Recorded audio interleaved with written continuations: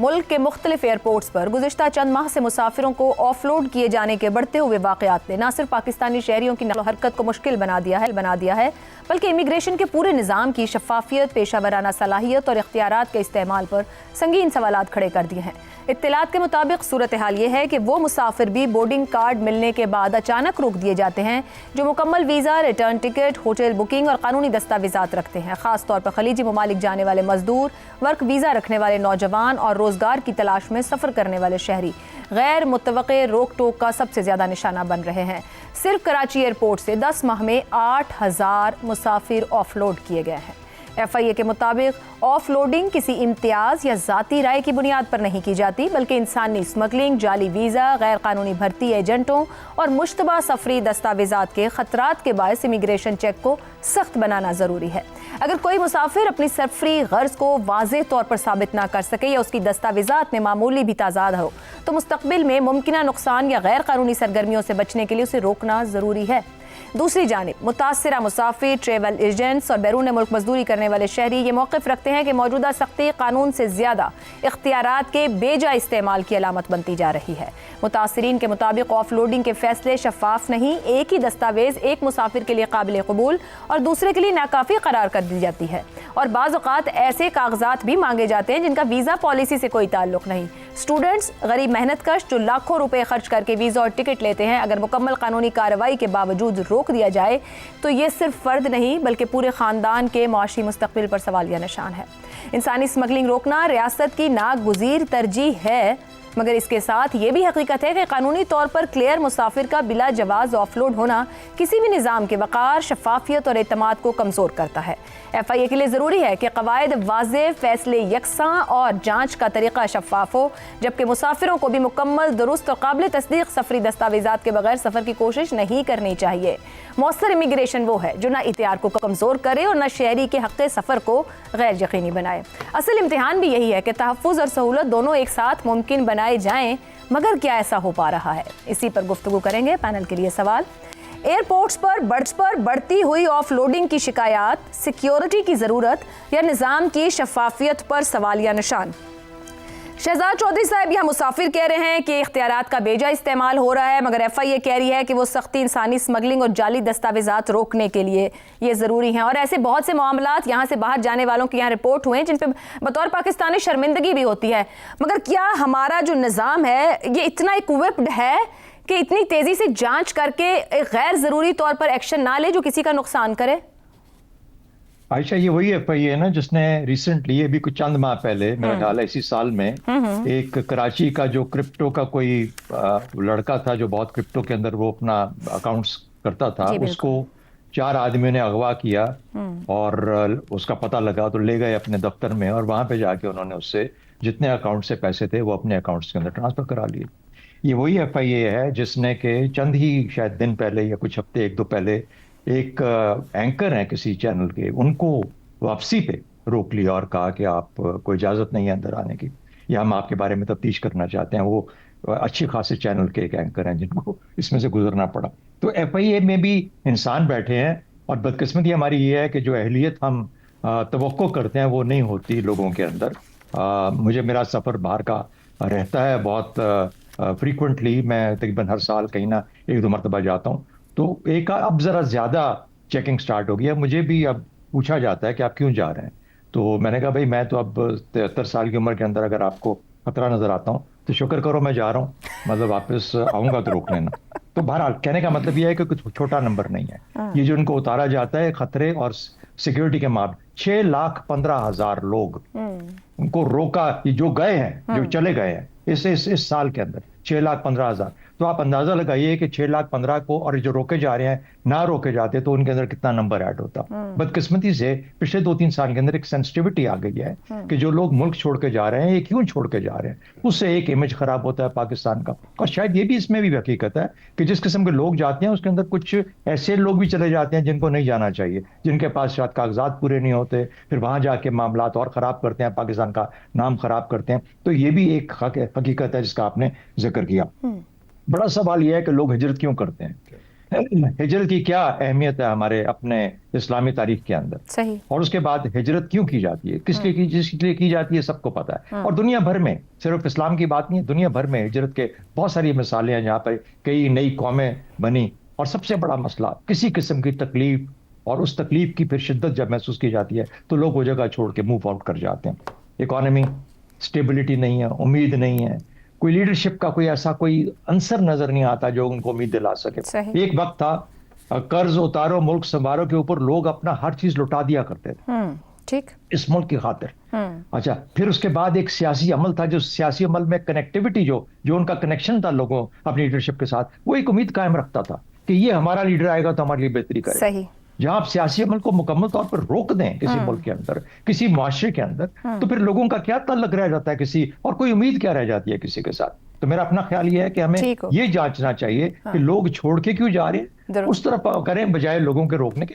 हो सकता है कि तकलीफ के हाथों अपने बच्चों के मुस्तकबिल के लिए, अपने मुस्तकबिल लोग जाते हो, और जाना जहां पे जाते हैं फिर अल्लाह ताला अगर उनके लिए बेहतर रिस्क मुहैया करता है तो उनको रोकना नहीं चाहिए, लेकिन अपने मुल्क के हालात बेहतर करें ताकि लोग छोड़ के ना जाए। रजा रूमी साहब, ये जो सिस्टम के ऊपर बार बार सवाल और शिकायत होती है, क्या ये समझते हैं कि जो ऑफलोडिंग के इतने ज्यादा नंबर हैं, वैसे अगर देखा जाए तो एक बरतानिया से भी रिपोर्ट आई है कि उनके इमिग्रेशन कवानीन की खामियों का सबसे ज्यादा पाकिस्तान ने फायदा उठाया। सऊदी अरब को देखें, यूएई को देखें, वहां से भी हमें पाकिस्तानियों को लेकर बेतहाशा शिकायत हैं। आपके ख्याल में इंसानी स्मगलिंग के नेटवर्क तक जो पहुंचने का दबाव है, उस बायस ये दबाव मुसाफिरों पर मुंतकिल हो रहा है, या इदारे जो हैं वो प्रॉपर ट्रेंड नहीं है इस सिचुएशन से निपटने के लिए?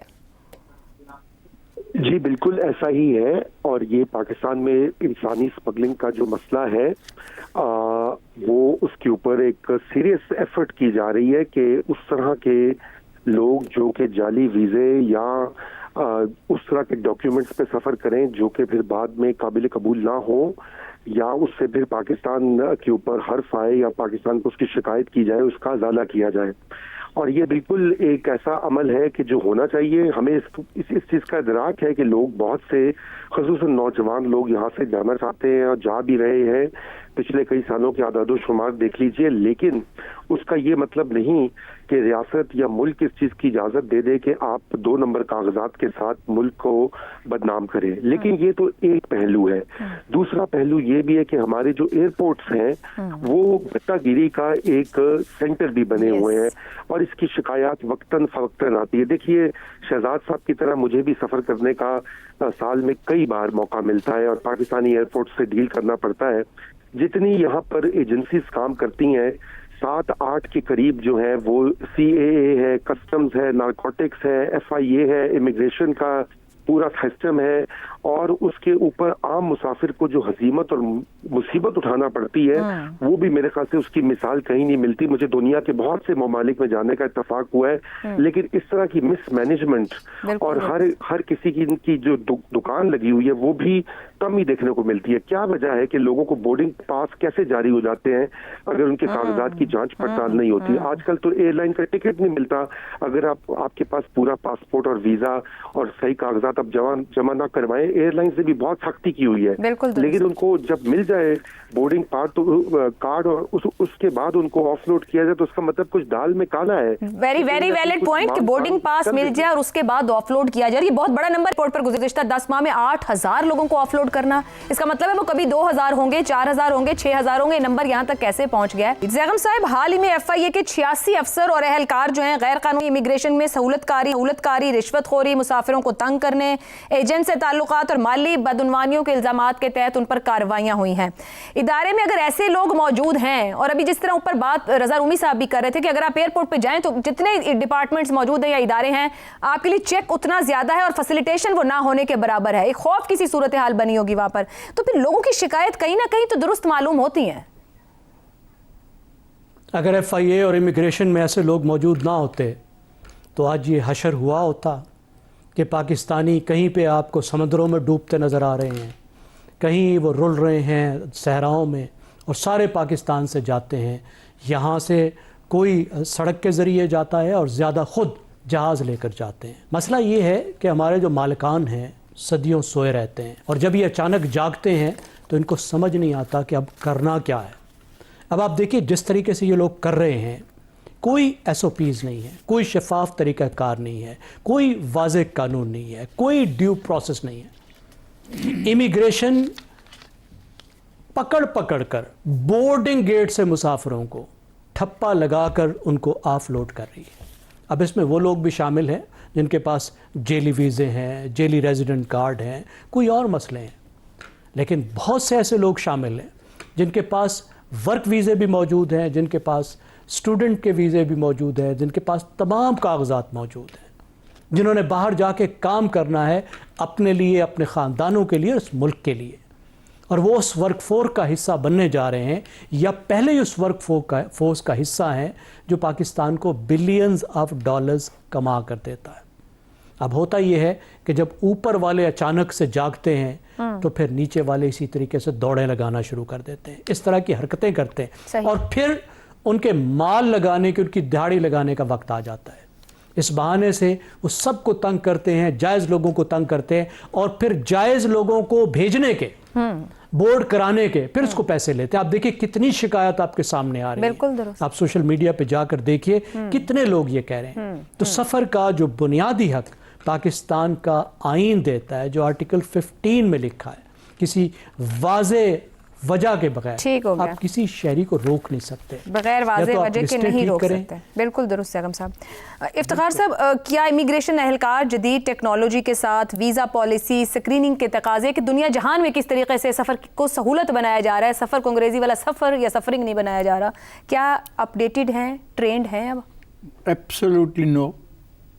कोई SOP का जो सवाल रेज़ किया जाएगा हमने, ठीक है, बताएं जिन लोगों को 8,000 लोगों को रोका है, वजह बताएं। एक एयरपोर्ट से, हाँ वजह बताएं ना वो एयरपोर्ट। मेरा सवाल है उस एयरपोर्ट के चलाने वालों से कि उन 8,000 लोगों ने जो वायलेशन की है उसको आवाम से शेयर करें। हर चीज़ आप आवाम से छुपाते हैं, आवाम को पता ही लगता कि आप जो इक़दाम उठा रहे हैं उसकी बुनियाद क्या है। मैं कोई ऐसा बड़ा मुतालबा नहीं कर रहा, आप एक रोज़ हैंड आउट जारी कर दिया करें कि A को इसलिए रोका गया, B को इसलिए रोका गया। और जहाँ तक रही इंसानी स्मगलिंग की बात, जितना माल इंसानी स्मगलिंग के हवाले से ये अदारा कमाता है और कमा रहा है, इसको सबूत देखने के लिए तशरीफ़ लाएं और देखें कि मुकदमात कहाँ पड़े हैं। जो काम करने वाला है वो करते नहीं हैं। ये हमारे दोस्त कह रहे हैं कि लोग जाते हैं किश्तियों में बैठ के, तो किश्तियों तक वो पहुँचते कैसे हैं? कहीं ना कहीं से तो ट्रैवल करके जाते हैं। वो पूरा सिस्टम बना हुआ है, रास्ते बने हुए हैं, वो बना हुआ है। तो वहाँ पे सबको, उनको नहीं पता कि 25-25 लाख से लेके 80-80 लाख रुपया दे के हमारे देहातों के रहने वाले नौजवान जा रहे हैं। अगर नहीं इनको समझ आ रही है तो फिर क्या कहा जाए? सवाल है, सिस्टम कोलैप्स कर गया है। ये हर सिस्टम के अंदर धांधली है। आवाम को ये कॉन्फिडेंस में लेने को तैयार नहीं है। मैं मुतालबा करता हूँ I don't know who is the minister of FIA कि ये जो वज़ीर दाखिला जो भी है, इन 8,000 लोगों के बारे में आप एक नोटिफिकेशन जारी करें कि किन वजूहात की बिना पे आपने इनको डिपोर्ट किया है, क्यों उनको वापस जारी किया है कार्ड, और फिर कार्ड पर ठप्पा लगा के जब वो जा रहे थे जहाज़ पर चढ़ने के लिए आपने उनको कैसे रोका है? मतलब यू आर आंसरेबल। ये इतनी है कि आपका महकमा को ज़ाती महकमा है, आप जवाब दे हैं लोगों को, और आप ये जो कुछ कर रहे हैं और फिर इसके बाद फिर जो कहानियां बनती हैं तो फिर वो हमको सुननी पड़ती हैं, क्योंकि आपकी हरकत ही ऐसी हैं कि आप सब कुछ करने के बाद 8,000 लोगों को रोक लें। एक शहर की बात कर रहे हैं, कराची की, बिल्कुल, तो आप इसका जवाब दें। तो अपनी गुफ्तगू को डिप्टी डायरेक्टर इमिग्रेशन के इस बयान के साथ ही कि गुज़िश्ता 10 माह में हज़ारों लोग ऑफलोड, हज़ारों तक नंबर पहुंचा क्यों और कैसे, ये बड़ा अहम सवाल है। इस पे जरूरत बताएं कि वजह भी तो बता देना। यही सवाल रखा जा रहा है कि अपने इदारे के अंदर देखें कि लोग ये रास्ते इख्तियार क्यों करके वहां तक पहुंच रहे हैं। प्रोग्राम से इतना ही, इजाजत दीजिए, अल्लाह हाफ़िज़।